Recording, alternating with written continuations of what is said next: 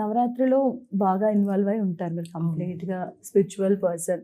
మీకు అది వర్తించదేమంటే ఆ డాక్టర్ అవ్వాల్సి యాక్టర్ అయ్యానని, ఎందుకంటే మీరు ఐఏఎస్ అవుదాం అనుకున్నారు కదా. నాకు ఐఏఎస్ చిన్నప్పుడు నుంచి నాకు ఐఏఎస్ అవ్వాలని ఉండేది, కానీ నేను మిడిల్ క్లాస్లో పెరిగాను. సో అప్పుడు నా థాట్ ప్రాసెస్ మారింది.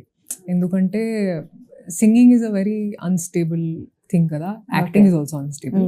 కానీ సింగింగ్లో షిఫ్ట్ అయ్యాను. అంటే అప్పుడు I thought studying was more important. నాకు గ్రాడ్యుయేషన్ ఫినిష్ చేయాలి, ఆ తర్వాత నేను ఆలోచిస్తాను.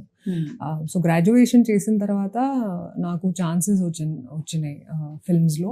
సో నేను ఒక్క ఫిల్మ్ చేశాను, బట్ రాస్ క్యాఫే. ఆ తర్వాత కూడా I had this thing that okay, ఇది వర్క్ అవ్వకపోతే నేను మళ్ళీ స్టడీస్ చేస్తాను. కానీ వర్కౌట్ అయింది అండ్ నేను చాలా బాగా వర్కౌట్ అయింది. సో ఐ థింక్ అది నాకు డెస్టినీ మీద కూడా చాలా నమ్మకం ఉంది. బికాజ్ ఐ థింక్ నేను ఈ పొజిషన్లో ఉన్నాను ఈరోజు, it's all because of divine blessings. Absolutely. And అంటే మీరు ఫస్ట్ బెంచరు, ఐఏఎస్ అవ్వాలనుకున్నారు, ఒకసారిగా థాట్ ఎలా వచ్చింది మీకు యాక్టింగ్, సింగింగ్? అంటే ఫస్ట్ యాక్టింగ్ చేస్తున్నప్పుడు నేను చాలా ఎంజాయ్ చేశాను ఆ ప్రాసెస్. నాకు నర్వస్నెస్ కూడా రాలేదు. కొంతమందికి కెమెరా ముందు దే గెట్ వెరీ నర్వస్, కానీ నాకు అప్పుడు రాలేదు. అంటే నేను చాలా కంఫర్టబుల్ ఫీల్ అయ్యాను. అండ్ నాకు ఆ ప్రాసెస్ చాలా నచ్చింది, ఎందుకంటే I feel like it's a cathartic experience to play another character. అంటే చాలామంది వేరే వేరే బ్యాక్గ్రౌండ్స్తో ఉంటారు లైఫ్లో.